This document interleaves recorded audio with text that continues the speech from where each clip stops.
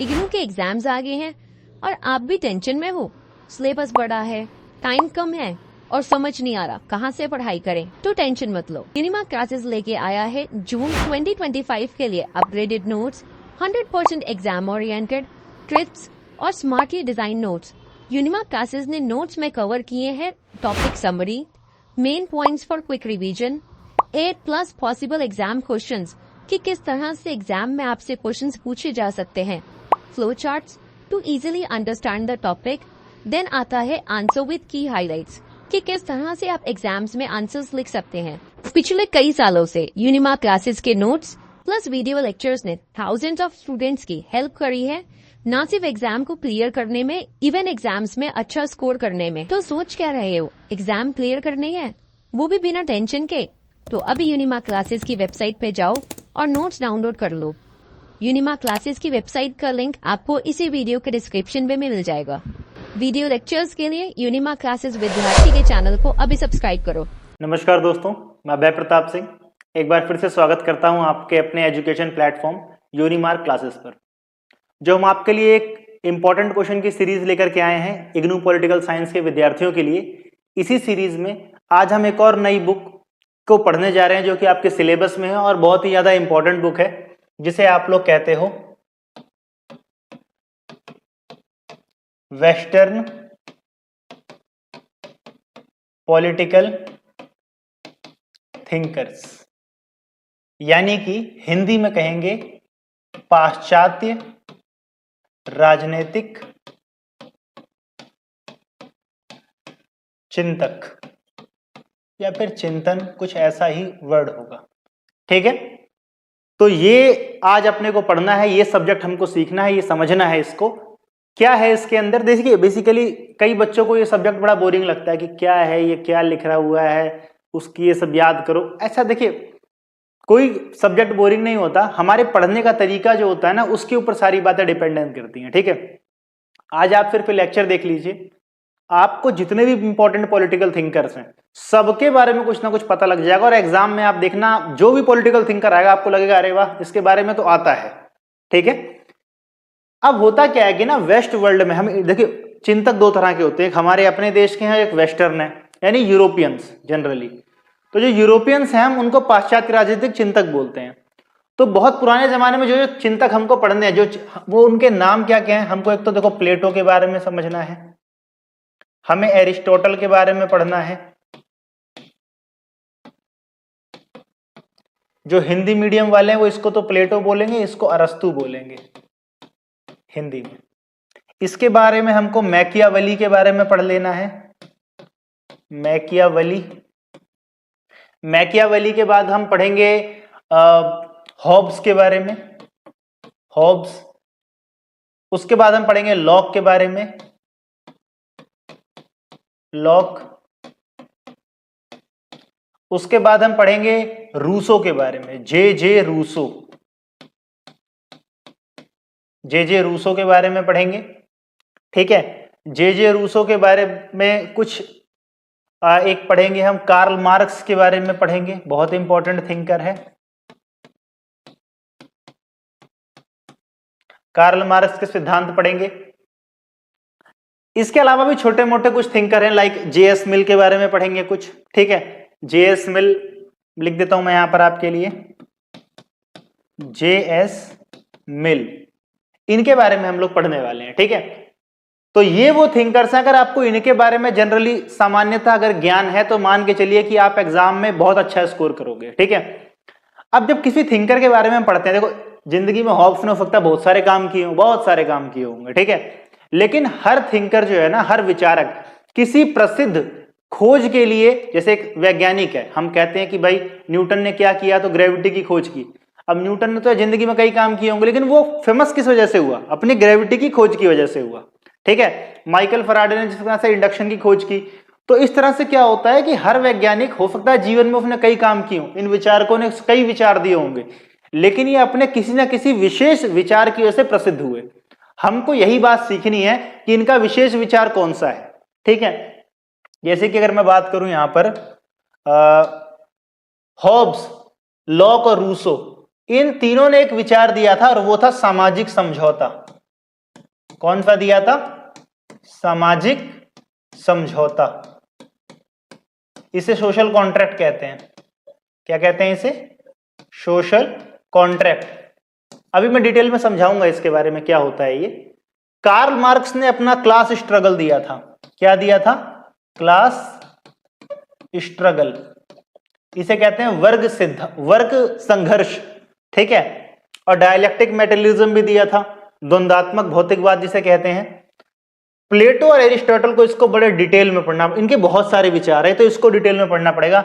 Machiavelli के जो modern विचार थे, आधुनिक विचार जिसे कहते हैं, मॉडर्न विचार थे। जेएस मिल के हम लिबर्टी के ऊपर विचार पढ़ेंगे। जेएस मिल के हम पढ़ेंगे स्वतंत्रता पर क्या विचार थे, ठीक है। जेएस मिल के हम क्या पढ़ेंगे? स्वतंत्रता पर विचार पढ़ेंगे। बहुत ज्यादा विशेष नहीं है, लेकिन जो मैंने ये नाम लिखे हैं ना, इनके बारे में अगर थोड़ी थोड़ी नॉलेज भी है, सोशल कॉन्ट्रैक्ट आप समझते हो, क्लास स्ट्रगल आप समझते हो, वर्ग संघर्ष अगर आप समझते हो, द्वंद्वात्मक भौतिकवाद अगर आप समझते हो, प्लेटो और एरिस्टोटल के बारे में डिटेल से समझते हो बातें, तो मान के चलो कि आपका पेपर वेल इनफ, बहुत अच्छा रहने वाला है, ठीक है। आओ भाई डिटेल में सीखते हैं फिर इस पूरी चीज को। सबसे पहले हम सीखेंगे प्लेटो के बारे में। सबसे पहले हम सीखेंगे किसके बारे में? प्लेटो के बारे में।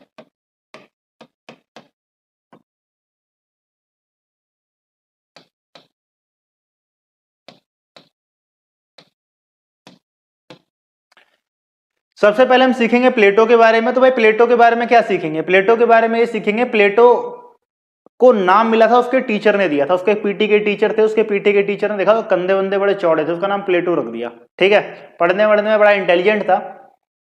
इसने एथेंस में, यूनान के अंदर दो शहर बड़े फेमस है, अगर आपने यूनान नाम सुना हो कभी भी जिंदगी में, तो यूनान के अंदर दो बड़े फेमस शहर हैं, एक का नाम है स्पार्टा और एक का नाम है एथेंस।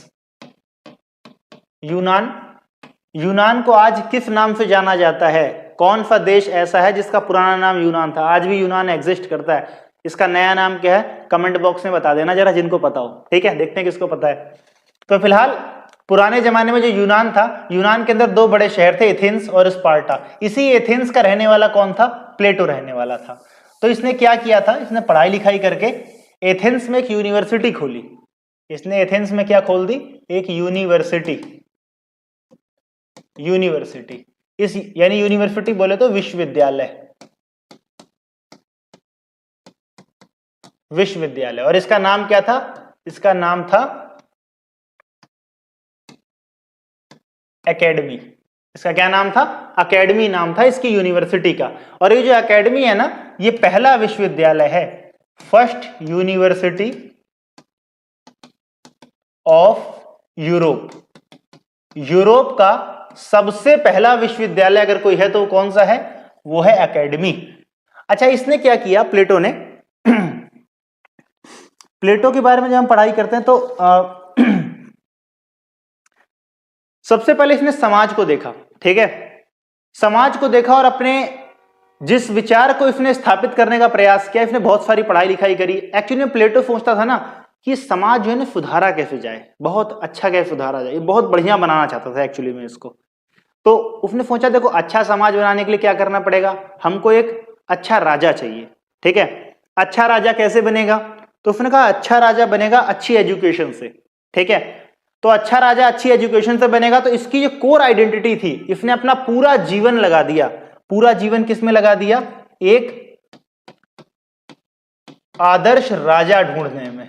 इसने कहा भाई मुझको एक आदर्श राजा चाहिए अपने राज्य में से, जो इस पूरे एथेंस को एक आदर्श राज्य बना सके, ठीक है। इसने क्या कहा कि आदर्श राजा चाहिए जो पूरे एथेंस को क्या बना सके? आदर्श राज्य बना सके। अब हुआ क्या? क्या इसकी खोज खत्म हुई? इसका एक स्टूडेंट था, उसको इसने पढ़ाना शुरू किया। एट द एंड कुछ टाइम तक सही चलता रहा, लेकिन बाद में उसने मना कर दिया, भाई मेरे बस की नहीं है, तुम्हारी तरफ से तुम डायलॉग बाजी कर रहे हो ना, इतना काम करना मेरे बस की बात नहीं है। तो एट द एंड ये फेल रहा अपने जीवन में, फेल रहा। मतलब इसने जो आदर्श राजा बनाने के लिए जो सारी मेहनत की वो कामयाब नहीं हो पाई। एट द एंड 81 ईयर में, 81 साल की उम्र में इसकी डेथ हो गई थी। इसने अपनी जिंदगी में बहुत सारी कुछ अच्छी अच्छी बुक्स लिखी थी। बुक्स का नाम याद रखना, एग्जाम में लिख दोगे तो। इसकी सबसे फेमस बुक थी द रिपब्लिक, ठीक है। रिपब्लिक इसकी सबसे फेमस बुक थी। उसके बाद मरने से पहले जस्टिस ने जो बुक लिखी थी और बुक आधी रह गई थी, उसका नाम था द लॉस। ठीक है, लॉस। ये दो क्या है, ये दोनों इसकी बुक हैं, ये वाली इसने बुक लिखी थी। ठीक है, अब इसने अलग अलग प्रिंसिपल दिए, अलग अलग प्रिंसिपल दे रहा है बंदा। कुछ कुछ प्रिंसिपल जो बड़े इंपॉर्टेंट है, जो कि हमको पढ़ने चाहिए, वो कौन से प्रिंसिपल हैं? वो प्रिंसिपल ये वाले हैं कि भाई हमको सबसे पहले तो न्याय का सिद्धांत सीखना है। इसका क्या सीखना है हमको? इसका हमको सीखना है न्याय का सिद्धांत, थ्योरी ऑफ जस्टिस। तो भाई क्या है इसका थ्योरी ऑफ जस्टिस? तो थ्योरी ऑफ जस्टिस में इसने कहा था, बेसिकली प्लेटो ने कहा कि न्याय जो है ना, वो व्यक्ति का आत्मीय विचार है। ठीक है, यानी न्याय तब तक समाज में स्थापित नहीं हो सकता जब तक व्यक्ति अंदर से ना चाह ले न्याय करना। ठीक है, तो ये कहता है कि न्याय क्या है? आत्मा का गुण है। इसने क्या कहा? न्याय का क्या है? आत्मा का गुण है। अब इसने कहा व्यक्ति के अंदर जो आत्मा होती है, उसके अंदर 3 तरह की क्या होती है? क्वालिटीज होती है। इसने कहा कि आत्मा के जो गुण होते हैं, मैं यहां लिख देता हूं, देखो, इसने कहा कि व्यक्ति की जो आत्मा होती है, आत्मा के जो गुण होते हैं वो 3 तरह के होते हैं। या तो व्यक्ति होगा लोभी या फिर कह सकते हो लालची, या तो व्यक्ति होगा लोभी और लालची, या तो व्यक्ति हो जाएगा बहादुर, कह सकते हो साहसी, और या तो व्यक्ति होता है बहुत ज्यादा विवेकशील। तो व्यक्ति के अंदर इन तीनों में से एक ना एक प्रॉपर्टी तो होती ही होती है। ठीक है, और इसी प्रॉपर्टी के बेस पे डिसाइड होता है कि वो क्या करने वाला है।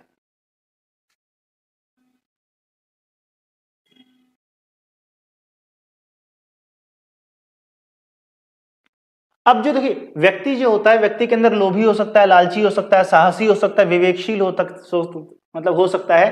तो जो उसका गुण होता है ना, वो उसी हिसाब से क्या होता है? काम करता है। तो जो लोभी व्यक्ति होगा वो क्या बनेगा? वो व्यापारी बनेगा, वो व्यापार का काम देखेगा। ऐसा ऐसा मतलब प्लेटो ने कहा है ऐसा सब कुछ। जो व्यक्ति साहसी होगा वो सैनिक बनेगा, और जो विवेकशील होगा वो कहां जाएगा? वो शासक वर्ग के अंदर जाएगा। कहां जाएगा? वो शासक वर्ग में जाएगा। और इस तरह से क्या किया प्लेटो ने? कहा कि भाई हर व्यक्ति के अंदर इन तीनों में से कोई ना कोई प्रॉपर्टी होती है, और वो इस हिसाब से अपना काम करेगा। जिसके अंदर कोई प्रॉपर्टी नहीं है इन तीनों में से, वो मतलब इन तीनों की सेवा करेगा, बस सेवा का कार्य करेगा। ठीक है, और न्याय फिर क्या कहा गया? इसने कहा कि समाज में न्याय तभी स्थापित रहेगा जब समाज के प्रत्येक व्यक्ति अपने गुण के हिसाब से काम करे। जिसके अंदर मतलब साहसी गुण है तो सैनिक बन जाए जाकर के। अगर किसी के अंदर साहसी गुण है, वो व्यापार कर रहा है, तो मतलब वो न्याय नहीं कर रहा। तो ये प्लेटो का न्याय का सिद्धांत था भाई, जिसके अंदर जैसी प्रॉपर्टी हो वो वैसा ही काम करे। तो आइए अगली प्रॉपर्टी पर देखते हैं।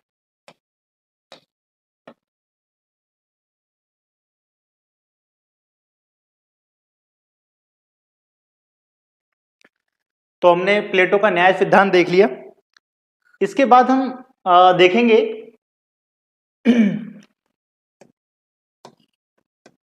प्लेटो का साम्यवादी सिद्धांत। ठीक है, तो प्लेटो का साम्यवादी सिद्धांत हम देखेंगे। तो साम्यवादी सिद्धांत का मतलब क्या होता है? माफ कीजिएगा, थोड़ी वीडियो में आपको प्रॉब्लम आ रही होगी, कुछ लैग लग जा रहा होगा। ठीक है, आज थोड़ा सिस्टम में कुछ प्रॉब्लम है। बाकी आप कॉन्सेप्ट पे ध्यान दीजिए, आपको समझ में आ जाएगा अच्छे से। ठीक है, प्लेटो का साम्यवादी सिद्धांत क्या है? इसने 2 तरह के सिद्धांत दिए, कम्युनिस्ट या कम्युनिज्म की थ्योरीज दी इसने एक तो दिया शिक्षा का सिद्धांत, शिक्षा का साम्यवाद, शिक्षा का साम्यवाद कम्युनिज्म, और एक दिया इसने पत्नियों का साम्यवाद। एक इसने कहा पत्नियों का साम्यवाद, एक इसने कहा शिक्षा का साम्यवाद। तो भाई शिक्षा का साम्यवाद और पत्नियों का साम्यवाद क्या है, इसको हम डिटेल से समझेंगे। सबसे पहले हम समझते हैं शिक्षा का साम्यवाद क्या है। ठीक है, तो शिक्षा का साम्यवाद क्या है भाई? देखो, इसने कहा कि भाई देखो, सबसे पहली बात तो शिक्षा जो है उसका कार्य राज्य का रहेगा। राज्य सबको शिक्षा देगा, वो भी फ्री एजुकेशन देगा, निःशुल्क होनी चाहिए शिक्षा सबके लिए। तो बच्चों को पहले 0 से लेके 6 साल तक के जो बच्चे हैं इनको कुछ शिक्षा देनी चाहिए, कुछ कहानी किस्से सुनाने चाहिए। फिर उसके बाद 6 से लेकर के 18 साल तक यहां पर उनकी बौद्धिक शिक्षा पे ध्यान देना चाहिए, बौद्धिक शिक्षा पे, मेंटली स्ट्रांग हो पाए। उसके बाद 18 से लेके 20 साल तक, 18 से लेके 20 साल तक उनको देना चाहिए शारीरिक शिक्षा के ऊपर बल देना चाहिए, उनकी शारीरिक शिक्षा पर बल देना चाहिए। किसने कहा ये सब? ये सब कहा कि भाई प्लेटो का प्लान था पूरा का पूरा, भाई एजुकेशन का जो है सारा का सारा हिसाब किताब ऐसा ही रहना चाहिए। ये एलिमेंट्री एजुकेशन है, प्रारंभिक शिक्षा है पूरी की पूरी। कैसी एजुकेशन है ये एलिमेंट्री, शुरुआत में इतना इतना तो होना ही चाहिए, ऐसा उसने कह दिया। अच्छा, वो शिक्षा में प्लेटो जो है ना मैथ को बड़ा इंपॉर्टेंट मानता था, गणित को बहुत इंपॉर्टेंट कहता था, व्यक्ति को गणित तो आनी ही चाहिए, ऐसा उसका मानना था।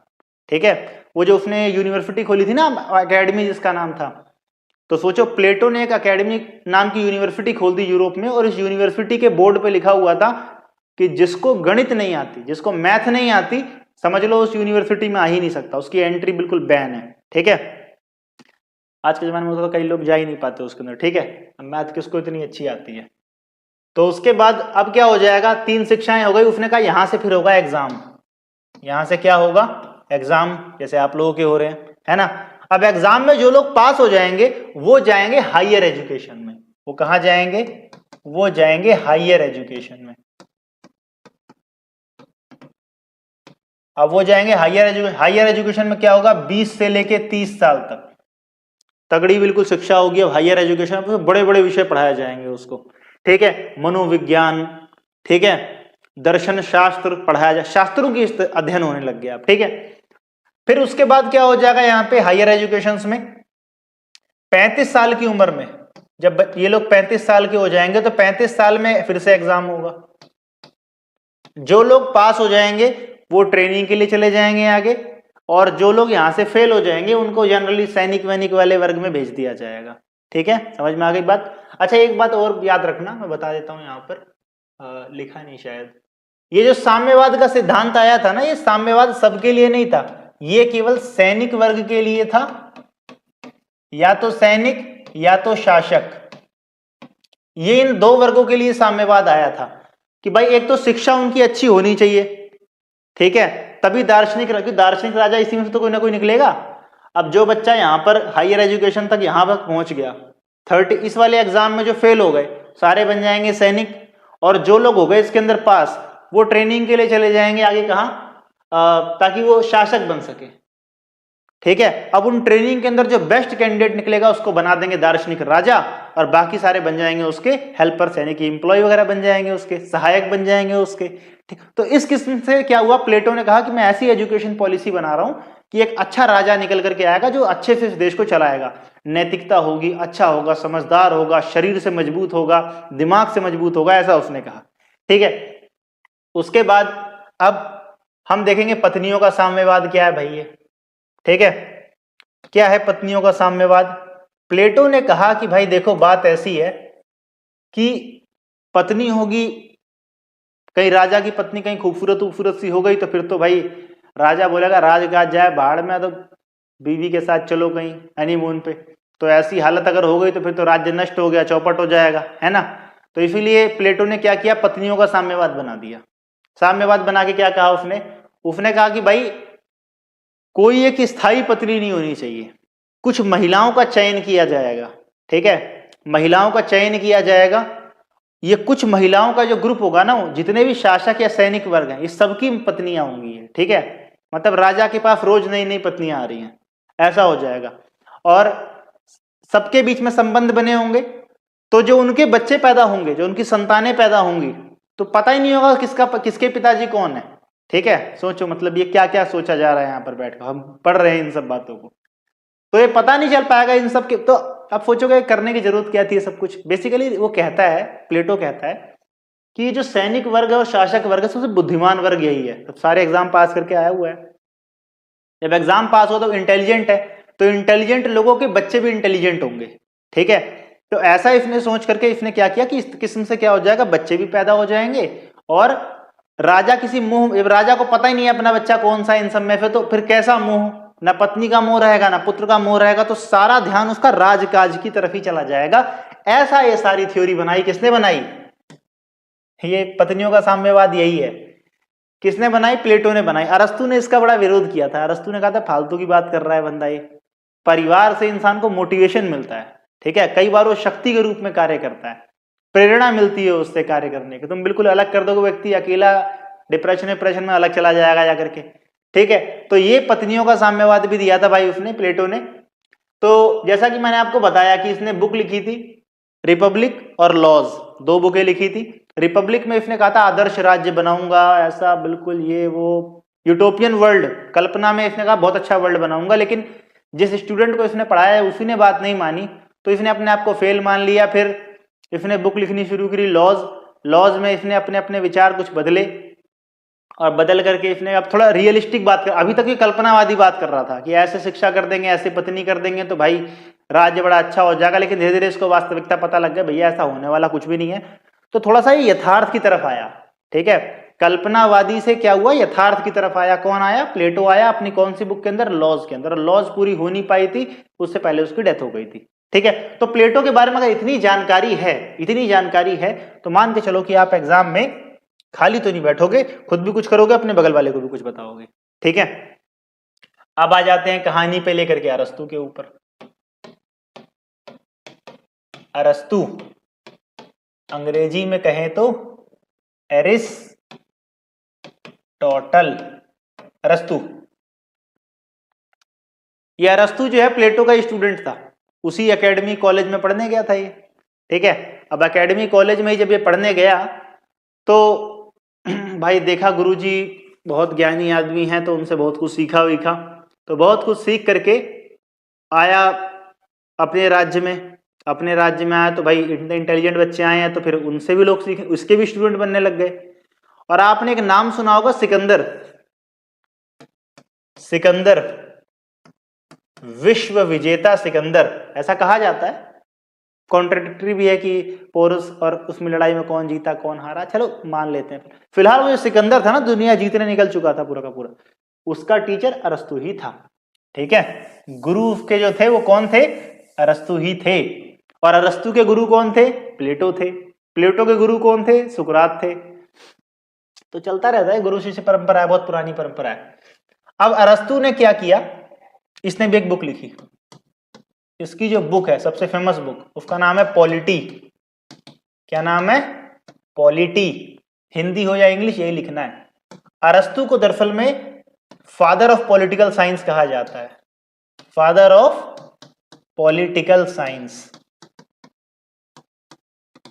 ऐसा कहा जाता है। भाई अरस्तु जी जो है ये राजनीतिक विज्ञान के पिता हैं। क्या है ये राजनैतिक विज्ञान के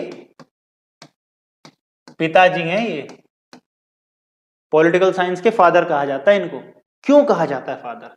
इतना पॉलिटिक्स बंदे ने पढ़ा, इतना पॉलिटिक्स पढ़ा इसने, मतलब समझ लो कि पॉलिटिक्स को एक सब्जेक्ट बनाने में इसका बड़ा इंपॉर्टेंट रोल है कि एक पॉलिटिकल साइंस नाम का एक सब्जेक्ट बन गया। वरना पहले सोशल साइंस में सब कुछ पढ़ दिया, लेकिन इसने कहा नहीं, पॉलिटिकल साइंस एक अलग टॉपिक है, सोशल साइंस से अलग आता है, ठीक है। इस बंदे ने 158 देशों का संविधान पढ़ा, 158 देशों का संविधान पढ़ा।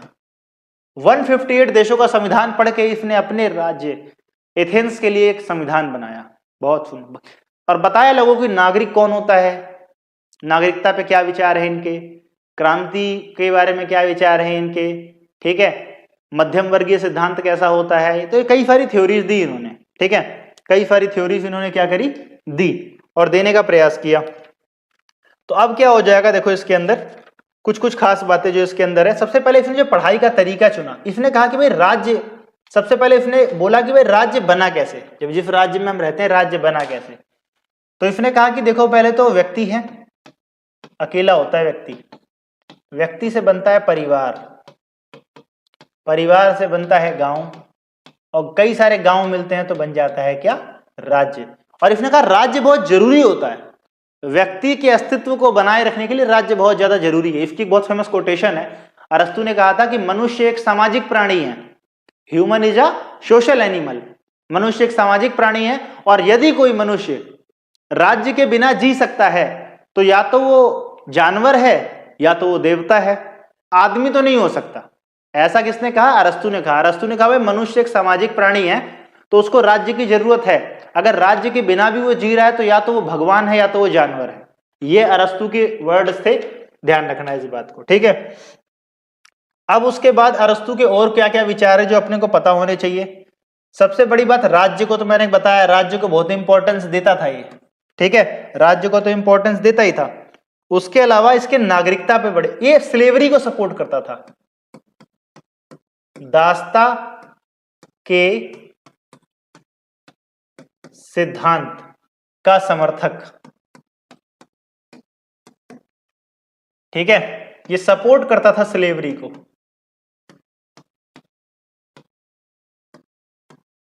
ठीक है, सपोर्ट करता है किससे? स्लेवरी से।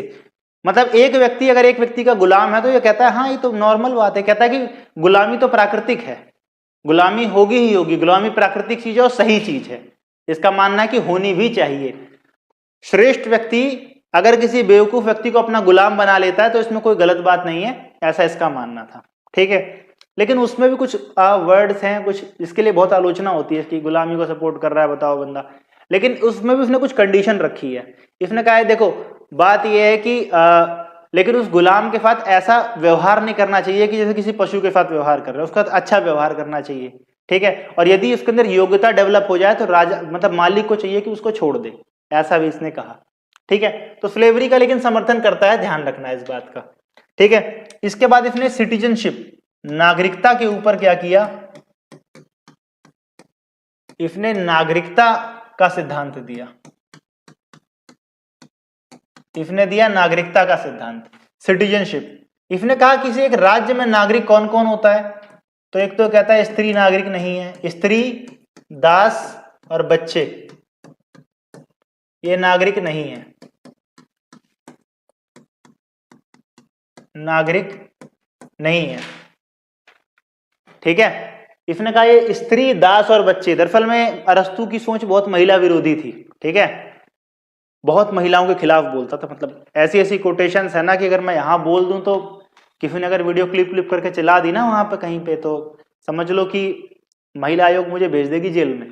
ऐसे ऐसे विचार है इन भाई साहब के, बहुत महिला विरोधी व्यक्ति है, बहुत महिला विरोधी व्यक्ति है, ठीक है। तो कहता है कि औरतें तो नागरिक बनने के लायक ही नहीं है, ठीक है। तो भाई स्त्री, दास और बच्चे नागरिक नहीं हो सकते। नागरिकता का सिद्धांत किसका है भाई?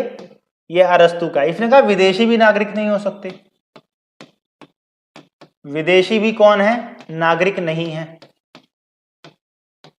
नागरिक नहीं है। दूसरा इसने क्या कहा? जिनके माता पिता का जन्म कहीं और हुआ हो, जिनके माता पिता दूसरे देश के हों, दूसरे देश के हैं, वो भी नागरिक नहीं हो सकते। अब लोगों ने पूछा भाई नहीं तो तूने बहुत बता दिया, अब ये बता नागरिक होंगे कौन, सिटीजन कौन हो जाएंगे, है ना। तो सिटीजन कौन होंगे? इसने कहा जो राजनीतिक कार्यों में भागीदारी करे, जो राजनीतिक कार्यों में भागीदारी करे,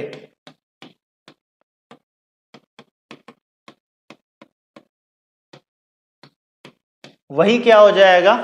समझ लो कि वो अपना वही नागरिक है, राज्य का नागरिक वही कहलाएगा जो राजनीतिक कार्यों में भाग करे, ठीक है। यानी इसने एक अच्छे व्यक्ति और जिम्मेदार व्यक्ति में बदलाव चेंज कर दिया। अच्छा व्यक्ति कोई भी हो सकता है, मैं आराम से रह रहा हूं कोई दिक्कत, लेकिन इसने कहा लेकिन आप अच्छे तो हो, लेकिन अगर कोई पब्लिक मीटिंग हो रही है, राज्य कुछ चिंता कर रहा है कि हमें कार्य करना चाहिए कि नहीं, आप उस मीटिंग में नहीं जा रहे हो तो आप राज्य के नागरिक बनने के लायक तो नहीं हो। ऐसा किसने कहा? ऐसा अरस्तु ने कहा, ठीक है।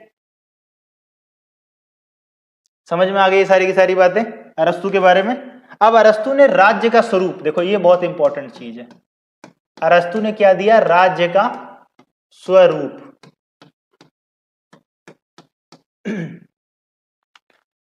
और मैं अपने हर वीडियो में बता देता हूं, देखो जो मैं पढ़ा रहा हूं ये एक ओवरव्यू में पढ़ाई है, ठीक है।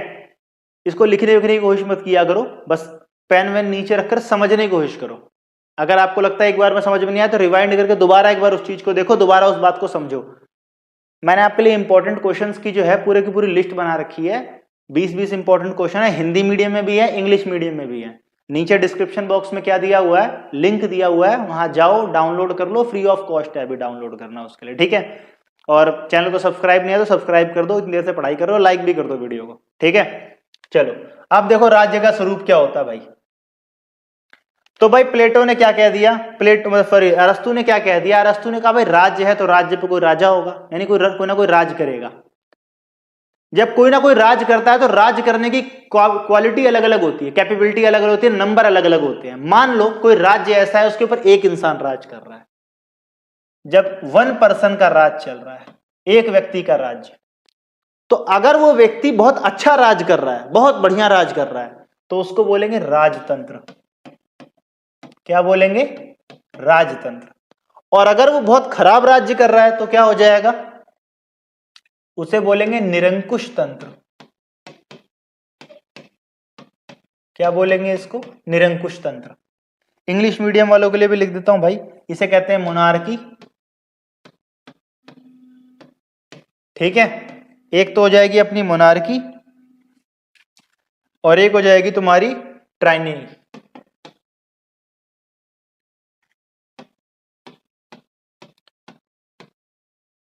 टायरनी, ठीक है। उसके बाद इसने कहा कि अगर कुछ ग्रुप ऑफ पीपल अगर राज करते हैं, ठीक है, सम पीपल, कुछ लोग मिलकर राज कर रहे हैं अभी, तो अगर कुछ लोग मिलकर राज करेंगे तो क्या हो जाएगा भाई, अगर वो अच्छा राज कर रहे हैं तो उसे कहेंगे कुलीन तंत्र। क्या कहेंगे उसे कहेंगे कुलीन तंत्र, ठीक है।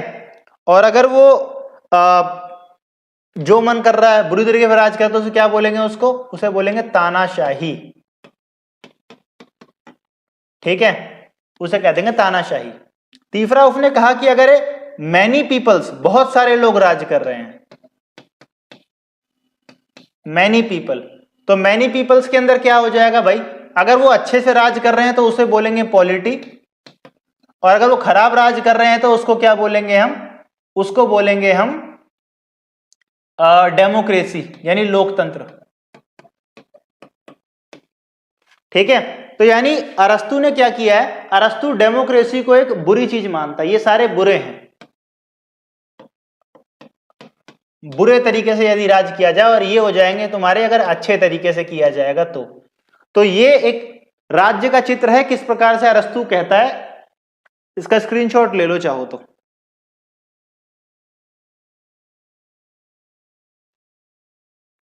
तो भाई ये था इसका स्वरूप था, हमने पढ़ लिया, ये समझ लो कि पूरा का पूरा अरस्तु के बारे में सब कुछ देख लिया है। ध्यान से देख लो, एक बार दोबारा दिखा देता हूं सब कुछ। एरिस्टोटल, अरस्तु एथेंस का रहने वाला था, मैंने बताया कि प्लेटो का विद्यार्थी था, प्लेटो का शिष्य था, और पॉलिटीज की सबसे फेमस पुस्तक का नाम है, इसको फादर ऑफ पॉलिटिकल साइंस कहते हैं, यानी कि राजनीतिक विज्ञान का पिता कहा जाता है। इसने 158 देशों का संविधान पढ़ा था। व्यक्ति कहता है व्यक्ति से परिवार बनता है, परिवार से गांव बनता है, गांव से राज्य बनता है, और राज्य बहुत जरूरी है व्यक्ति के विकास के लिए, ऐसा इसका मानना था। इसने दासता के सिद्धांत का समर्थन किया, इसने कहा ठीक है दास होना चाहिए, यदि कोई बुद्धिमान व्यक्ति किसी मंद बुद्धि व्यक्ति को अपना नौकर बनाता है, दास बनाता है, तो इसमें कोई गलत बात नहीं है, ऐसा इसका मानना है। नागरिकता के सिद्धांत में इसने क्या कहा कि स्त्री कभी नागरिक नहीं हो सकती, दास कभी नागरिक नहीं हो सकता, बच्चे कभी नागरिक नहीं हो सकते, विदेशी नागरिक नहीं हो सकते, जिनके माता पिता दूसरे राज्यों में रहते हैं वो कभी नागरिक नहीं हो सकते। तो हो कौन सकता है भाई, तो इसने कहा कि भाई जो राजनीतिक कार्यों में भाग लेगा वही क्या हो जाएगा, राजनीति मतलब राज्य का नागरिक बनने के लायक रहेगा। फिर इसने राज्य के स्वरूप को लिखा है, एक व्यक्ति राज कर रहा है, अच्छे से राज कर रहा है तो राजतंत्र, बुरे तरीके से राज कर रहा है तो निरंकुश तंत्र। बहुत कुछ लोग राज कर रहे हैं, अच्छे तरीके से राज कर रहे हैं तो कुलीन तंत्र, और अगर खराब तरीके से राज करें तो तानाशाही। अगर इसने कहा बहुत सारे लोग राज कर रहे हैं, अच्छे से कर रहे हैं तो ताना, पॉलिटी ही इसकी बुक का भी नाम है। और इसने कहा कि भाई अगर बुरे तरीके से राज कर रहे हैं तो डेमोक्रेसी, तो लोकतंत्र को एक बुरा मानता है हिसाब किताब, ठीक है। तो एग्जाम में अगर आपसे पूछे कि भाई अरस्तु के बारे में कुछ नकारात्मक मूल्यांकन करो तो आप बता सकते हो तो ये दासता का समर्थन कर रहा है, महिला विरोधी है ना, डेमोक्रेसी को बुरा बता रहा है, डेमोक्रेसी का इतना अच्छा फॉर्मेट है सरकार का, तो ये सारी बातें इसके फेवर और अगेंस्ट में बताई जा सकती हैं, ठीक है।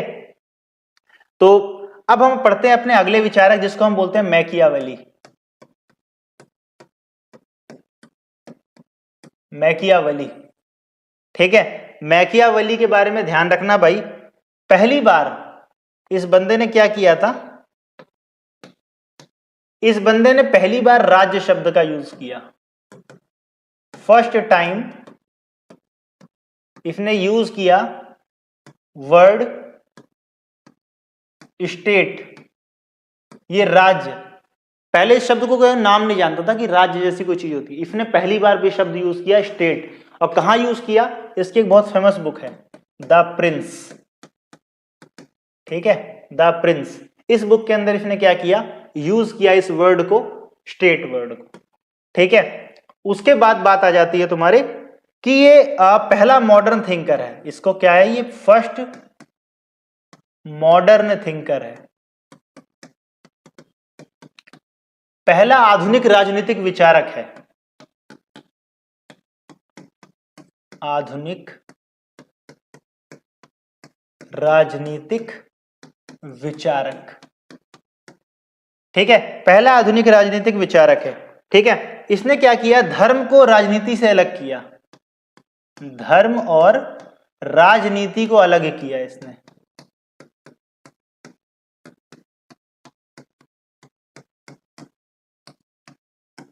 इसने धर्म और राजनीति को क्या कर दिया, बिल्कुल अलग कर दिया, बिल्कुल, ठीक है। इसने कहा रिलीजन को बिल्कुल बाहर करो। चर्च बेसिकली जब मैकियावेली जिस दौर में था ना, इटली का रहने वाला था, फ्लोरेंस शहर का, तो उस दौर में चर्च में और राज्य में लड़ाई चल रही थी कि भाई चर्च की बात माननी चाहिए कि स्टेट की बात माननी चाहिए। तो इसने कहा था चर्च वर्च की कोई बात नहीं माननी चाहिए, रिलीजन एक अलग चीज है, धर्म एक अलग चीज है, राज्य एक अलग चीज है, ठीक है।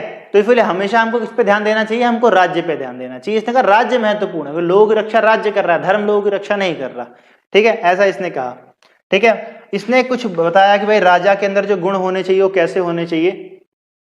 इसने ये कहा पहली बात तो कि मनुष्य का जो स्वभाव है, इसका मानना क्या है। इसने कहा कि मनुष्य का स्वभाव लोभी यानी कि लालची, कायर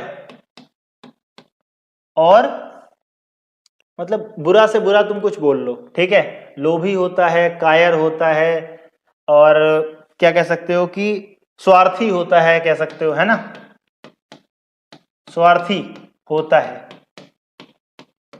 ऐसा किसने कहा, ऐसा कहा मैकियावेली ने कि जो इंसान का स्वभाव होता है ना, इंसान स्वभाव से बहुत स्वार्थी होता है, बहुत लोभी होता है, बहुत लालची होता है। वो बस लेना चाहता है, पाना चाहता है, ठीक है, बदले में कुछ देना नहीं चाहता कभी भी किसी को, ठीक है। तो अब ऐसी हालत में क्या किया जाएगा, इसने एक बार इसकी बहुत मतलब फेमस कोटेशन है, बहुत फेमस, इसने अपनी प्रिंस बुक में एक बहुत अच्छी लाइन लिखी है। इसने कहा मनुष्य इतना लोभी होता है कि वो एक टाइम के लिए अपने पिता के हत्यारे को भूल जाएगा। उसके पिता को किसने मारा ये भूल सकता है, लेकिन किसने उसका पैसा ले रखा है वो इसको कभी नहीं भूलेगा, ठीक है। तो एक बहुत फेमस लाइन है जो कि किसकी है, मैकियावेली से रिलेटेड है। तो मैकियावेली के बारे में अगर इतनी बातें भी पता है तो मतलब इससे बढ़ा चढ़ा करके कुछ घुमा फिरा करके आप लिख दोगे इसके अंदर ही, ठीक है। इसके बाद हम पढ़ेंगे थॉमस हॉब्स के बारे में। हॉब्स, हॉब्स भाई इंग्लैंड में पैदा हुआ था। कहां पैदा हुआ, इंग्लैंड में। जिस वक्त ये इंग्लैंड में पैदा हुआ था तो इंग्लैंड में क्या है, वहां पे खूनी संघर्ष चल रहा था, ठीक है। जब ये इंग्लैंड में पैदा हुआ था तो उसी टाइम पे इंग्लैंड के जो राजा थे उन्होंने बड़ा अत्याचार कर रखा था पब्लिक के ऊपर अपने, तो पब्लिक ने पकड़ करके मिल करके राजा को बिल्कुल फांसी पे चढ़ा दिया, ठीक है। फिर अब राज्य में दो प्रकार के गुट थे, एक राजा का समर्थक वर्ग था, एक जनता के मतलब लोकतंत्र का समर्थक ग्रुप था। दोनों में झड़के हो गए, लोग मार रहे हैं, काट रहे हैं, तो उसने संघर्ष देखा जीवन भर, ठीक है। और जिस वक्त ये पैदा होने वाला था हॉब्स, तो स्पेन ने क्या किया, इंग्लैंड के ऊपर अटैक कर दिया, ठीक है। जब कोई भी राज्य इंटरनल लड़ाई बहुत चल रही होती है तो अटैक बाहर से हो जाते हैं आमतौर पे। तो स्पेन ने जब अटैक किया इंग्लैंड के ऊपर तो इसकी मदर ने इसको जो डिलीवरी डेट थी उससे पहले ही पैदा कर दिया, ठीक है। तो ये डर, ठीक है, तो इस डर के साथ ये पैदा हुआ, कहने का मतलब वॉर के जो डर थे उसके साथ पैदा हुआ। इसीलिए थॉमस हॉब्स अपने बारे में कहता है कि मैं और डर जुड़वा भाई हैं।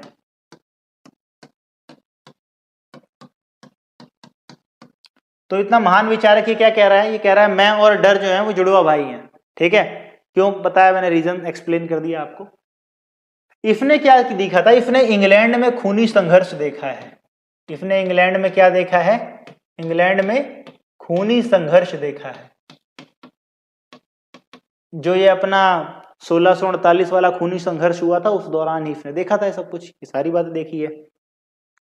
तो अब इसने क्या किया, इसने कहा कि भाई देखो बात ऐसी है कि पहले हमको कुछ, अब ये खून खराबा ना होने पाए, कुछ इसका हल तो निकालना पड़ेगा। हल निकालने का क्या तरीका है? तो हल निकालने का इसने तरीका बताया।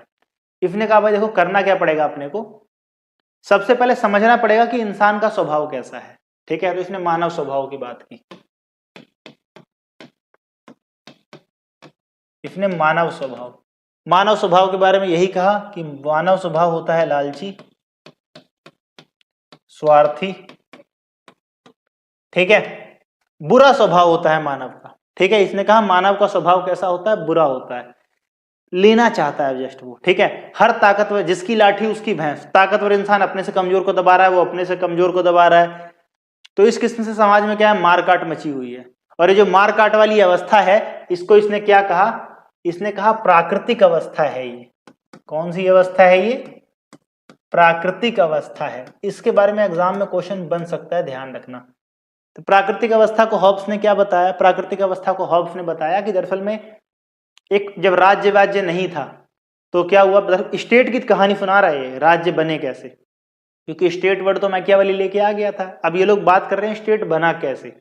तो इसने कहा भाई देखो एक प्राकृतिक अवस्था थी, इस प्राकृतिक अवस्था में क्या था कि लोग बिल्कुल एक दूसरे के खून के प्यासे हो रखे थे, मार रहे हैं, काट रहे हैं, किसी से कुछ छीनना है छीन ले रहे हैं, जो पा सकते हैं वो प्राप्त कर रहे हैं। ठीक है, तो ऐसी अवस्था में फिर क्या हुआ, जब लोगों की बहुत नुकसान, बहुत हानि होने लग गई, तो उन लोगों ने मिल करके आपस में लोग सारे साथ में आए। अब देखो, जो आज किसी का शोषण कर रहा है, कल को उसका शोषण करने वाला कोई उससे भी ताकतवर आ गया, तो उसने भी झेल लिया शोषण का डर, तो सारे लोग साथ में आते हैं।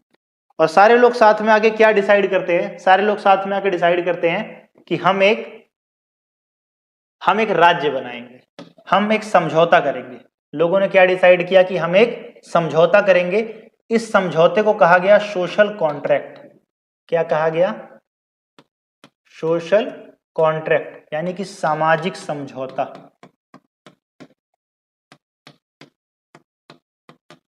इसे कहा गया सामाजिक समझौता।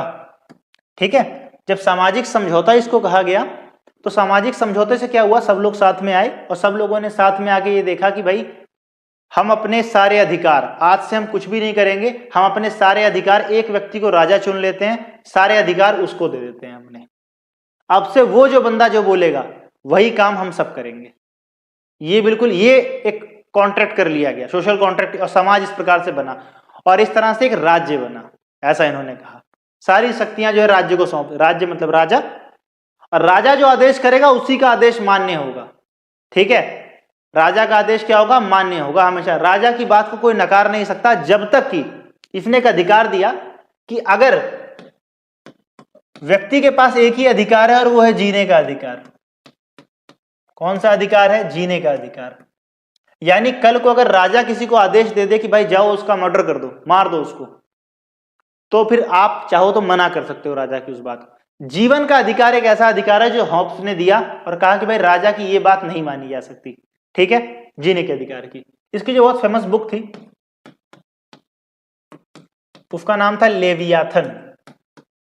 क्या नाम था? उसका नाम था लेवियाथन।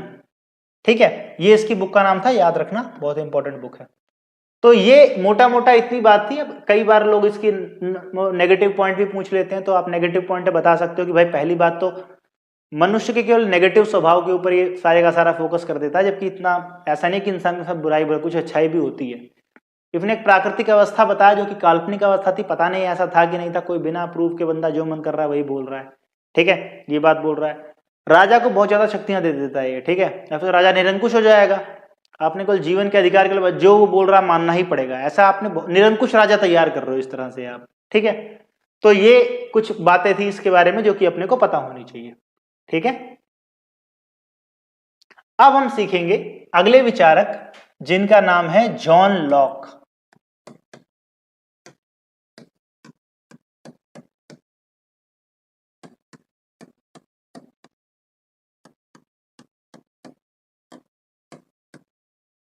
तो भाई जॉन लॉक जॉन लॉक के बारे में पढ़ेंगे। जॉन लॉक को दरअसल में फादर ऑफ लिबरलिज्म कहा जाता है, याद रखना ये सब बातें।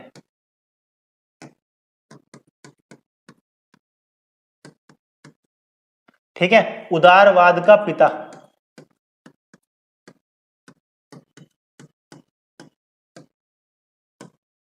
आज जो हम बात करते हैं ना लिबरल, तो लिबरलिज्म वर्ड लाने वाले दुनिया में अगर कोई थे तो यही व्यक्ति थे। ठीक है, तो मतलब फादर ऑफ लिबरलिज्म इन्हें कहा जाता है, कहा जाता है उदारवाद के पिता हैं ये।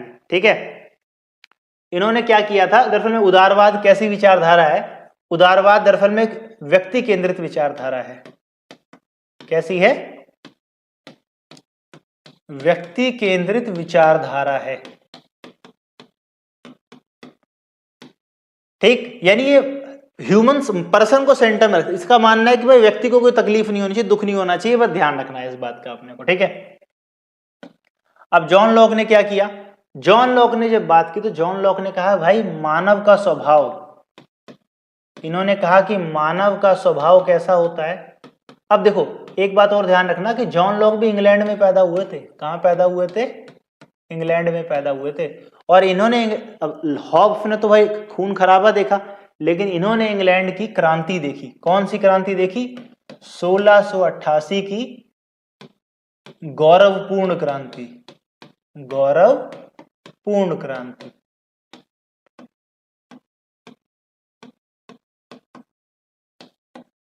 ठीक है, 1688 की मतलब बड़ी आइडियल रिवॉल्यूशन हुई थी, बड़े आराम से सब कुछ बड़े शांति से हुआ। तो इसीलिए इनको देखा, तो लॉक ने क्या कहा? लॉक ने देखा यार सब कुछ तो बड़े शांति से हो गया, तो बड़े अच्छे से हो रहा सब कुछ। तो उन्होंने कहा कि मानव का स्वभाव जो होता है वो परोपकारी होता है। मानव का स्वभाव परोपकारी होता है। ठीक है, उदार होता है, दयालु होता है। ठीक है, इन्होंने कहा भाई मानव का स्वभाव ऐसा होता है, परोपकारी है, उदार है, दयालु है।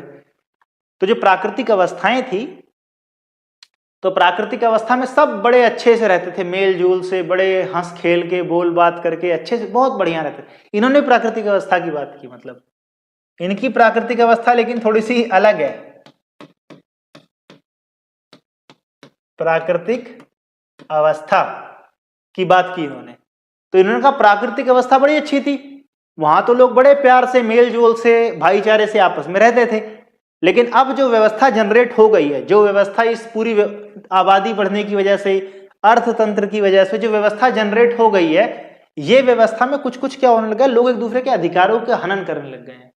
ठीक है, कोई किसी जमीन पे कब्जा कर ले रहा है, कोई कुछ हो रहा है, तो मतलब प्रॉब्लम्स आ रही हैं थोड़ी सी। तो इन्होंने क्या किया? इन्होंने कहा कि ठीक है हम एक सोशल कॉन्ट्रैक्ट कर लेते हैं। हमें क्या करते हैं? सोशल कॉन्ट्रैक्ट करते हैं, यानी कि सामाजिक समझौता कर लेते हैं। हम एक सामाजिक समझौता कर लेते हैं, ऐसा इन्होंने कहा। और ये जो सामाजिक समझौता हम करेंगे, ये जो सामाजिक समझौता हम करेंगे, ये दो समझौते होंगे। ठीक है, इन्होंने क्या किया? इन्होंने कहा हम दो कॉन्ट्रैक्ट करेंगे। इन्होंने कहा दो कॉन्ट्रैक्ट, दो समझौते। पहला होगा सोशल और अगला होगा पॉलिटिकल। यानी पहला होगा समझौता सामाजिक और दूसरा होगा राजनैतिक। ठीक है, समझौता सामाजिक भी होगा, राजनैतिक भी होगा। इनकी बुक का नाम ही एक्चुअली में यही है, टू ट्रीटी ऑफ गवर्नमेंट।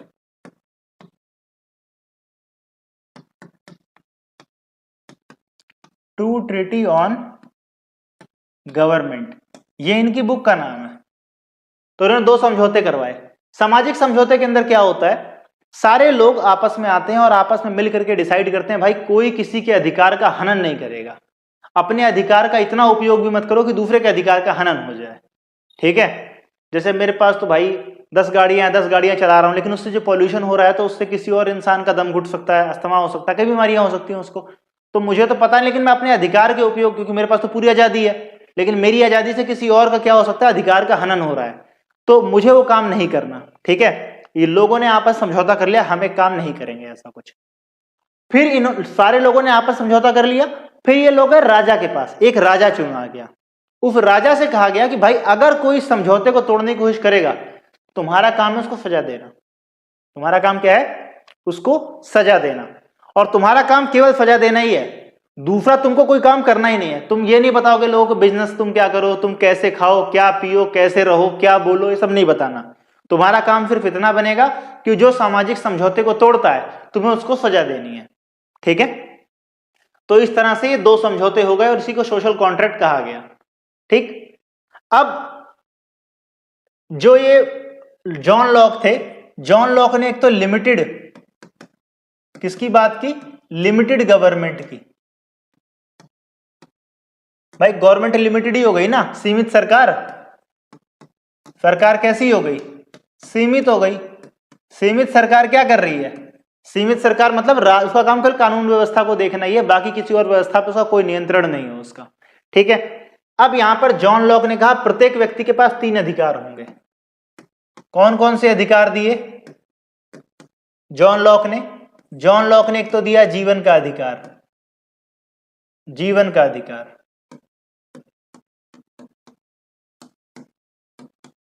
एक दिया संपत्ति का अधिकार,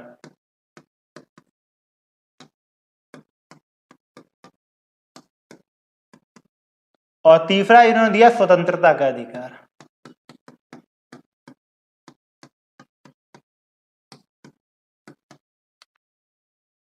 right for living, right for property and right of liberty. ठीक है, तो स्वतंत्रता, जीव संपत्ति और जीवन, 3 अधिकार दिए। अगर आप कंपेयर करोगे, पीछे हमने अभी पढ़ा था हॉब्स ने सिर्फ एक जीवन का अधिकार दिया था, है ना। इन्होंने 2 अधिकार एक्स्ट्रा भी दिए, कहा संपत्ति का भी अधिकार है, मनुष्य इतनी चाहे संपत्ति कमा सकता है। ठीक है, स्वतंत्रता का भी अधिकार है, स्वतंत्र है आने जाने के लिए, बोलने के लिए, खाने के लिए, सब चीज के लिए स्वतंत्र है वो इस काम के लिए। ठीक है, ये सारी बातें किसने करी? ये सारी बातें जॉन लॉक ने की। इनकी बुक का नाम दोबारा बता दे रहा हूं, 2 ट्रिटी ऑन गवर्नमेंट है, और कैसे 2 समझौते हुए थे इनका भी ध्यान रखना है अपने को। ठीक है, तो ये कुछ बातें थी जॉन लॉक के बारे में जो अपने को पता होनी चाहिए। ठीक है, एग्जाम में ये भी पूछ सकते हैं तुमसे कि भाई जॉन लॉक का सामाजिक समझौता और जो थॉमस हॉब्स का सामाजिक समझौता है, इन दोनों में क्या डिफरेंसेस क्या है इन दोनों के अंदर। ठीक है, तो ये पूछा जा सकता है, ध्यान रखना है इस बात का। अब हम जो अगले पढ़ने वाले हैं, जिनके बारे में हम पढ़ने वाले हैं, उनका नाम क्या है? उनका नाम है जे रूसो। जे रूसो। ठीक है, जीन जैकब रूसो। ठीक है, जीन जैकब रूसो। ये पैदा हुए थे स्विट्जरलैंड में।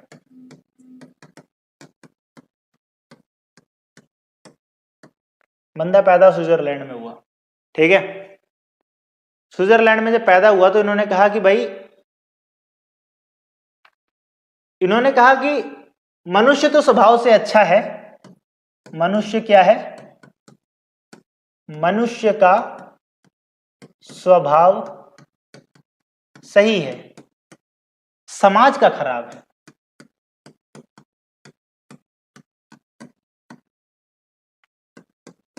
इन्होंने कहा भाई मनुष्य का स्वभाव तो सही है लेकिन समाज का बड़ा खराब है।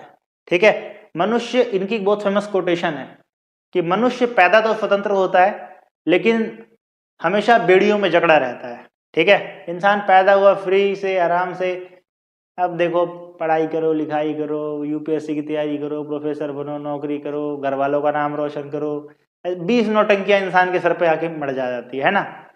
तो यही बात इस बंदे ने बोली। इसने कहा कि मनुष्य तो स्वतंत्र पैदा हुआ था, मनुष्य अच्छा व्यक्ति था, फिर जब ये झमेले में पड़ता है ना तो उसके अंदर बुराई धीरे धीरे जन्म लेनी शुरू कर दी जाती है। ठीक है, तो इसने मनुष्य के बारे में कहा कि भाई मनुष्य जो है वो क्या है?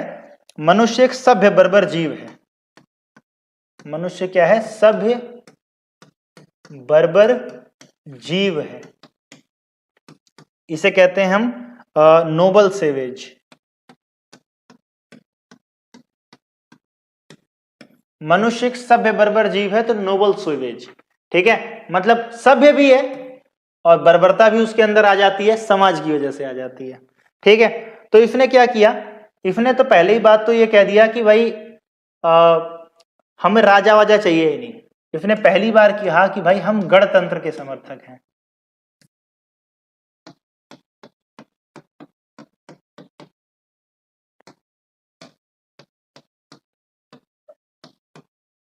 हम गणतंत्र के समर्थक हैं, ठीक है, गणतंत्र के समर्थक है। इसने ऐसा कहा कि हमें राजा वाजा नहीं चाहिए, गणतंत्र के समर्थक है। इसने कहा कि फिर होता क्या है, अब लोग जो हैं उनकी कुछ इच्छाएं होती हैं, लोगों की क्या होती हैं, कुछ इच्छा होती है। इच्छा बोले तो विल, इच्छा है। ये दो प्रकार की इच्छाएं होती हैं। एक तो होती है तुम्हारी नहीं, मतलब लोगों की।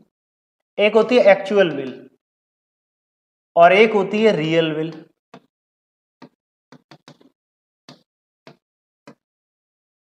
ठीक है, एक्चुअल विल और रियल विल। इसने कहा लोगों के अंदर दो प्रकार की इच्छा होती है, एक होती है एक्चुअल विल, एक होती है रियल विल। एक्चुअल विल का क्या मतलब है, एक्चुअल विल जो है ना, ये इंसान की पर्सनल विल है। क्या विल है, पर्सनल विल है। ऐसे भाई कोई व्यक्ति चाहता है कि मैं यूपीएससी क्वालिफाई कर लूं, ठीक है, 90% नंबर आ जाए, अभी पेपर दूं उसमें, तो ये हमारी क्या है, एक्चुअल विल है। हर व्यक्ति की अपनी एक्चुअल विल है। एक होती है रियल विल। रियल विल जो होती है ना, जब हर व्यक्ति की रियल विल, मतलब सबके अंदर वो कॉमन है, इसके अंदर समाज सेवा का भाव होता है इसके अंदर। जैसे हर व्यक्ति चाहता है कि भाई मेरे घर के सामने रोड अच्छा हो, हमारे एरिया में एक अच्छा हॉस्पिटल हो, अच्छा स्कूल हो। तो अब जब वो सोच रहा था कि यूपीएससी में मैं ऑफिसर बन जाऊं, तो उस वक्त वो जो विल थी उसकी, वो एक्चुअल विल थी, वो केवल पर्सनल विल थी उसकी। ठीक है, वो आईएएस बन जाएगा, इससे समाज का क्या भला हो जाएगा, कोई भलाई वाला संदेश नहीं जा रहा है इससे। लेकिन जब रियल विल की हम बात करते हैं, तो रियल विल के अंदर क्या होता है, वो अगर चाह रहा है कि मेरी रोड बहुत अच्छी बन जाए, तो रोड अगर अच्छी बन जाएगी तो भाई समाज में सबका तो भला होगा। ठीक है, तो ऐसी विल को कहा गया, तो मतलब रूसो ने कहा कि व्यक्ति के अंदर दो तरह की इच्छा होती है, एक्चुअल विल और रियल विल। ठीक है, और जो रियल विल होती है वही क्या होती है, जनरल विल होती है। क्या होती है, जनरल विल, यानी सामान्य इच्छा। सामान्य इच्छा, इसके ऊपर क्वेश्चन आ सकता है। लोग पूछ सकते हैं कि भाई रूसो के सामान्य इच्छा के सिद्धांत की विवेचना कीजिए, बताइए क्या है। तो आपको पता होना चाहिए सामान्य इच्छा का सिद्धांत क्या है।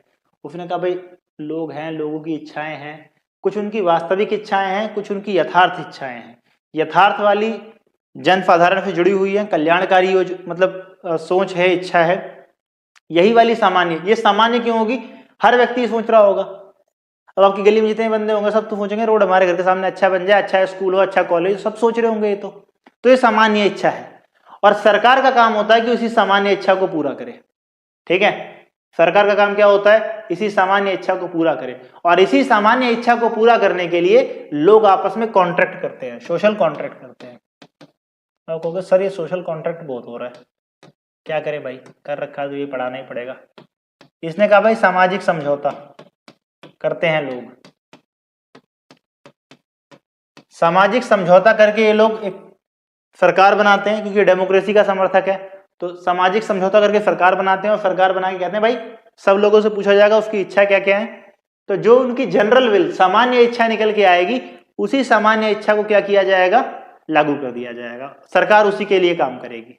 ठीक है, ऐसे इन्होंने कहा। और जो अगर नहीं कर पाती तो उसको हटा देना चाहिए। समझ में आ गई बात। जनरल विल क्या है, इनकी बुक का भी नाम था, इनकी बुक का नाम ही सोशल कॉन्ट्रैक्ट है। हो बताओ, बुक का नाम ही क्या है, सोशल कॉन्ट्रैक्ट, सामाजिक समझौता। ठीक है, तो आपने सामाजिक समझौते के 3 विचारक पढ़ लिए। सोशल कॉन्ट्रैक्ट वाले कौन कौन से विचारक, एक तो आपने हॉब्स पढ़ लिया, आपने लॉक को पढ़ लिया, आपने रूसो को पढ़ लिया। अब देखो तीनों ने सामाजिक समझौता किया। ये दोनों बंदे जो हैं ये सामाजिक समझौता करके, मतलब ये दोनों प्राकृतिक अवस्था की बात करते हैं, ये प्राकृतिक अवस्था की बात नहीं करता। हॉब्स कहता है प्राकृतिक अवस्था से बाहर आने के लिए समझौता कर रहे हैं, लॉक कहता है हम तो प्राकृतिक अवस्था में जाने के लिए समझौता कर रहे हैं। ध्यान से समझना इस बात को। ये दोनों गणतंत्र को मानते हैं, मतलब राजतंत्र को बोलते हैं राजा होना चाहिए, ये कहता है भाई कोई राजा नहीं, गणतंत्र होना चाहिए। इन दोनों में डिफरेंट, क्योंकि दोनों इंग्लैंड के रहने वाले, तो इसने भाई खूनी संघर्ष देखा, इसने गौरवपूर्ण क्रांति देखी हुई है। ठीक है, इसने एक ही समझौता करवाया, इसने दो समझौते करवा दिए। इसने कहा मनुष्य स्वभाव से लालची वगैरह इस तरह की ये होता है, बहुत दयालु, बड़े मतलब भगवान का अवतार होते हैं। तो ऐसे डिफरेंसेस पता होने चाहिए हमको, कंपेयर करना आना चाहिए। एग्जाम में अगर आ जाए तो आप कैसे आंसर बना सकते हो, वहां पर ये सारी इंफॉर्मेशन आपके पास होनी चाहिए। ठीक है, इसके बाद मैं पढ़ा देता हूं आपको। एक विचारक थे, जेएस मिल नाम था उनका, जेएस मिल, जॉन स्टुअर्ट मिल। अब ये जॉन स्टुअर्ट मिल साहब क्या करते थे, स्वतंत्र, इनकी एक बुक थी, उसका नाम था on liberty, on liberty book का नाम है ये। स्वतंत्रता के बारे में विचार देते हैं। तो शुरू में तो ये बड़े नकारात्मक बोलते थे, आदमी खुला होना चाहिए, खुला छोड़ दो, जो मन करे वो करे, जो नौकरी करना चाहे, जहां घूमना चाहे। बाद में धीरे धीरे इनके विचार बदलते चले गए। उन्होंने कहा नहीं, ऐसे राज्य को बिल्कुल भूल नहीं जाना चाहिए, राज्य को व्यक्ति की स्वतंत्रता पे कुछ कंट्रोल रखना चाहिए, ठीक है। यानी पहले शुरू में नेगेटिव लिबर्टी को सपोर्ट करते थे, बाद में पॉजिटिव लिबर्टी को सपोर्ट करने लग गए, ठीक है। तो लिबर्टी के भी अपने टाइप होते हैं। अगर आपने वीडियो नहीं देखा तो हमारे यूनिमार्क क्लासेस के ऊपर मैंने इसके बारे में डिटेल से वीडियो बना रखा है कि लिबर्टी क्या होती है, कैसे काम करती है। तो आप जाके वहां पर वो वीडियो देख लो, आपको अच्छे समझ में आ जाएगा। जेएस मिल के बारे में वहां समझाया हुआ है मैंने। तो जेएस मिल क्या करते थे, ऑन लिबर्टी पे इनके विचार थे। शुरू में ये नेगेटिव लिबर्टी की बात करते थे। नेगेटिव लिबर्टी किसे कहते हैं भाई, जब व्यक्ति बिल्कुल राज्य से फ्री है, राज्य उसको पता है मैं कोई गैर कानूनी काम करूंगा तो राज्य मुझे पकड़ेगा, वरना राज्य मुझे नहीं पकड़ने वाला। पॉजिटिव लिबर्टी कहती है कि भाई सिर्फ गैर कानूनी कार्य पे ही आपको नहीं पकड़ेंगे, आपके आचरण पे भी आपको पकड़ा जा सकता है, ठीक है। आपके आचरण पर भी आपको पकड़ा जा सकता है। जैसे आप 2 रुपए का सामान यही 200 रुपए का बेचोगे, लिबर्टी तो कहती है भाई मेरा सामान है, मैं 200 रुपए का बेचू, 2 करोड़ का बेचू, लेकिन पॉजिटिव लिबर्टी कहती नहीं, राज्य डिसाइड करेगा कि 2 रुपए का सामान 200 में नहीं बिक सकता, ठीक है। तो ये फर्क आया। जेएस मिल जो थे, जेएस मिल जो हैं महिलावादी भी हैं, फेमिनिस्ट भी हैं। ये महिलाओं के अधिकारों के लिए बहुत लड़ाई वड़ाई करते थे। इनकी पत्नी थी वो भी बहुत महिलावादी थी। ये कहते थे कि केवल वोट देने का अधिकार जो है, वोट देने का अधिकार शिक्षित लोगों को ही होना चाहिए, शिक्षित लोगों को होना चाहिए। भाई अनपढ़ आदमी वोट नहीं देना चाहिए, ऐसा ही उन्होंने कह दिया, ठीक है। कह दिया भाई अनपढ़ आदमी को वोट नहीं देने का। ये इनके विचार थे कुछ कुछ, तो मैं इनके बारे में इतना ही पढ़ा देता हूं, ठीक है। हम अपने एक अंतिम विचारक के बारे में पढ़ लेते हैं, बहुत इंपॉर्टेंट है, बहुत ज्यादा इंपॉर्टेंट है। उनके बारे में मतलब क्वेश्चन आता ही आता है, मतलब मान के चलो। वो है अपने कार्ल मार्क्स, ठीक है भाई, कार्ल मार्क्स। तो एग्जाम में अगर मार्क्स चाहिए तो कार्ल मार्क्स को अच्छे से पढ़ लेना, ठीक है। कोई ना कोई एक क्वेश्चन आएगा बिल्कुल इनका बड़े वाला, ठीक, खुद भी बहुत बड़े वाले थे। तो कार्ल मार्क्स जो है वो क्या करते थे, करते तो खैर कुछ नहीं थे, पैदा हुए थे जर्मनी में, यहूदी परिवार में पैदा हुए थे। तो जर्मनी की थोड़ी पॉलिसी यहूदियों जैसे के खिलाफ थी, तो वहां से भाग के जाना पड़ा। फिर फ्रांस गए, वहां से इंग्लैंड गए। इंग्लैंड में इनकी दोस्ती हो गई एक बंदे से, उसका नाम था एंजल, एंजल्स, दोस्त था इनका। क्या था, दोस्त, मित्र, सखा, कुछ भी कह लो, बड़ा तगड़ा दोस्त था इनका, ठीक है। ये एक समझ सकते हो कि साम्यवाद को पैदा करने वाले विचारक थे। ये एक वैज्ञानिक समाजवाद लेके आए, इन्हें वैज्ञानिक दृष्टिकोण जनरेट किया इन्होंने, वैज्ञानिक समाजवाद की नींव रखी इन्होंने, जो कि आगे जाके साम्यवाद बन गई। इन्होंने देखा कि भाई समाज में ना ये जो उदारवाद आया था, जो उदारवाद जॉन लॉक लेकर के आए थे, इस उदारवाद से लोग हो गए बिल्कुल फ्री, बिल्कुल फ्री। तो कुछ लोगों ने क्या किया, पैसा इकट्ठा कर लिया लगातार, तो कुछ लोग अमीर होते चले गए और कुछ लोग गरीब रह गए। तो समाज में 2 ग्रुप बन गए। इन्होंने कहा कि समाज के अंदर क्या बन गए हैं, 2 समूह बन गए हैं। इन्होंने कहा वर्ग बन गए हैं 2। एक वर्ग का नाम दिया बुर्जुआ और एक को बोला सर्वहारा।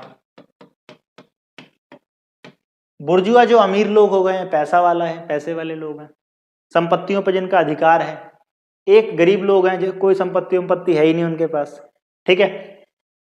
तो इन्होंने कहा बुर्जुआ व्यक्ति है। अब समाज में बिल्कुल उदारवादी व्यवस्था आने से क्या हुआ, इन्होंने उदारवाद के ऊपर अटैक किया बिल्कुल सीधा। उदारवाद ठीक नहीं है, इन्होंने कहा इससे अमीर और अमीर हो रहा है, गरीब और गरीब होता है, और खाई बढ़ती जा रही है, तो समाज टूट रहा है इस तरह से, ठीक है। इन्होंने कहा समाज जो है वर्गों में क्या हो रखा है, बटा हुआ है, ठीक। इन्होंने एक बुक लिखी,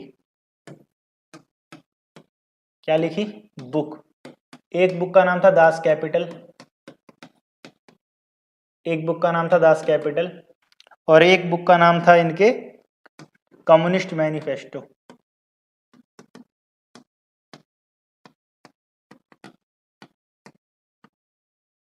ठीक है, और भी कई सारी बुक थी, मैं खाली 2 बता दे रहा हूं अभी। ये बंदा पहले तो कॉलेज में चला गया था प्रोफेसर बनने, वहां इसके विचार इतने उग्र थे कि उन्होंने मार मार के बाहर भगा दिया। फिर ये पत्रकार बन गया, फिर पत्रकार के तौर पे इसने बड़े उग्र विचार रखे। बेसिकली इसका कहना था कि अब तक जितने भी विचारक हुए हैं उन्होंने व्याख्या की है कि समाज कैसे कैसे कैसे काम करता है, लेकिन सवाल ये है कि समाज को बदला कैसे जाए। इसने समाज को बदलने की व्याख्या की। इसने कहा समाज को बदला कैसे जाए, कैसे बदला जाएगा। लोगों ने पूछा भाई कैसे बदला जाएगा, आप ही बता दो। तो क्रांति करनी पड़ेगी, तो ठीक है कर देंगे। करेंगे कैसे, कुछ थ्योरी तो दो, कुछ कहानी तो सुनाओ, करेंगे कैसे, करके क्या मिलेगा। तो अब इसने चैप्टर समझाना शुरू किया भाई कि भाई होता क्या है। इसने पहले दुनिया को समझाया कि देखो दुनिया चली कैसे है। ठीक है, इसने सबसे पहले तो अपना इकोनॉमिक इंटरप्रिटेशन दिया। इसने कहा दुनिया में सबसे पहले जो था एक आदिम युग था। एक कैसा युग था, आदिम युग। आदिम युग को इंग्लिश में कह सकते हो आप प्रिमिटिव, प्रिमिटिव एरा था सबसे पहले ये दुनिया शुरू हुई। आदिम युग के बाद एक युग आया जिसे दास युग कहा गया, स्लेवरी एरा। स्लेवरी एरा के बाद जो युग आया वो आया तुम्हारा पूंजीवादी युग। पूंजीवादी युग, कैपिटलिस्ट एरा।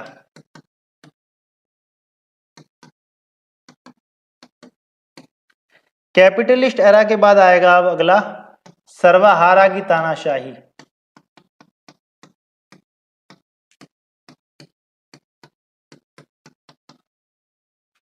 पांचवा उसके बाद आ जाएगा तुम्हारा सीधे सीधे साम्यवादी युग।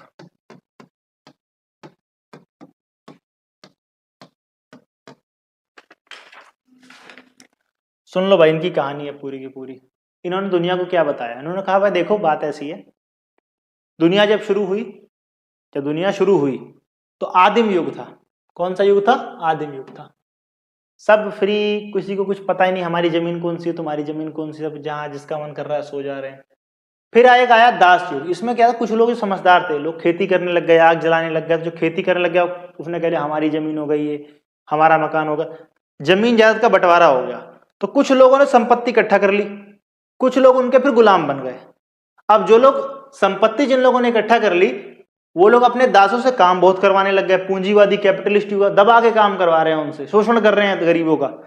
और पूंजीवादी युग से क्या हुआ, ये आ गया पूंजीवादी युग, दबा अमीर और अमीर होता जा रहा है, गरीब और गरीब होता जा रहा है।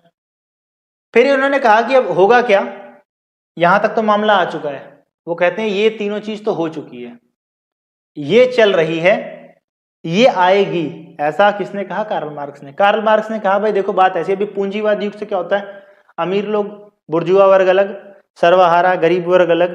तो गरीब वर्ग की संख्या बहुत ज्यादा है, अमीर वर्ग की संख्या जो है काफी कम है। इन दोनों में अब संघर्ष होगा, संघर्ष में लड़ाई हो जाएगी। लड़ाई को ज्यादा है वही जीतेंगे, कम वाले तो हार जाएंगे। जब कम वाले हार जाएंगे तो जो सर्वहारा लोग हैं वो तानाशाही पे उतर जाएंगे, इनकी संपत्ति वंपत्ति सब छीन लेंगे, घर मकान सब इनके उठा लेंगे, सब कारे वारे उठा लेंगे इनकी, और उठा करके क्या करेंगे, आपस में बिल्कुल डिवाइड कर लेंगे बराबर बराबर। और जब आपस में बराबर बराबर डिवाइड कर लेंगे तो क्या हो जाएगा, सबके पास संपत्तियां बराबर हो जाएंगी और एक साम्यवादी युग आ जाएगा। कैसा युग आ जाएगा, एक अपना साम्यवादी युग आ जाएगा। ठीक है, बात समझ में आ गई वाली, साम्यवादी युग आ जाएगा एक अपना बस। तो ये इसकी थ्योरीज थी सारी की सारी। इसने कहा था ऐसे ऐसे काम होगा, इस तरीके से काम जो है सारा का सारा चलेगा। ठीक है, अब उसके बाद ये बंदा यही नहीं रुका, और थ्योरी दी इसने। ठीक है, वर्ग संघर्ष वाला सिद्धांत तो आप समझ गए, इसने सबको लोगों को बताया कि ऐसे से होगा, ऐसे से होगा। इसने कहा कि इसने एक सिद्धांत दिया, उस सिद्धांत को बोलते हैं द्वंदात्मक भौतिकवाद।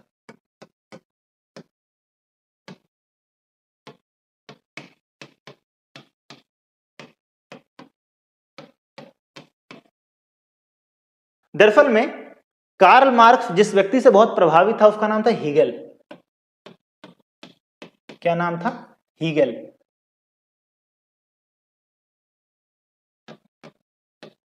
हीगल। अब हीगल से क्योंकि वो बहुत ज्यादा प्रभावित था, तो जब हीगल से वो बहुत ज्यादा प्रभावित है तो उसने क्या, हीगल ने एक सिद्धांत दिया था, द्वंद्वात्मक सिद्धांत। हीगल ने कहा था कि भाई दुनिया में कोई भी चीज को लेके पहले वाद होता है, ठीक है, फिर प्रतिवाद होता है और फिर क्या होता है, संवाद होता है।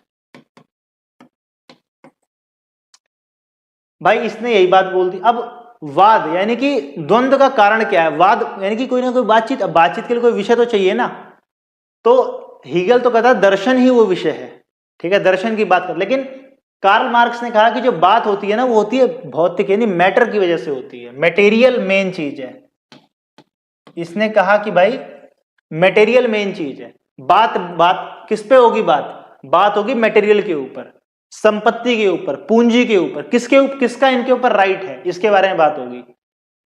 जब इसके बारे में बात होगी तो क्या हो जाएगा, जब बात होगी तो वाद यानी बात ये होगी भाई कैपिटलिस्ट लोगों के पास बहुत ज्यादा मटेरियल है, गरीब लोगों के पास मटेरियल नहीं है, ये बात होगी। तो फिर क्या होगा, एक विचारधारा, प्रतिवाद में एक विचारधारा जनरेट होगी, पूंजीवाद के खिलाफ में जनरेट होगी, साम्यवाद विचारधारा जनरेट हो जाएगी और उन दोनों में संघर्ष चलेगा। संघर्ष से एट द एंड वो जो बताया था इसने, साम्यवादी युग आ जाएगा, ऐसा इसने कहा कि भाई ये हो जाएगा, ठीक है। ये पूरी कहानी सुना दी इसने। अब ये सब चीज के ऊपर अलग अलग कहानियां सुना देगा, जैसे कि इसका कॉन्सेप्ट क्या था। लोगों ने कहा भाई साहब आप चाहते क्या हो, तो उसने कहा कि भाई मैं एक वर्ग विहीन, राज्य विहीन, धर्म विहीन समाज की स्थापना करना चाहता हूं।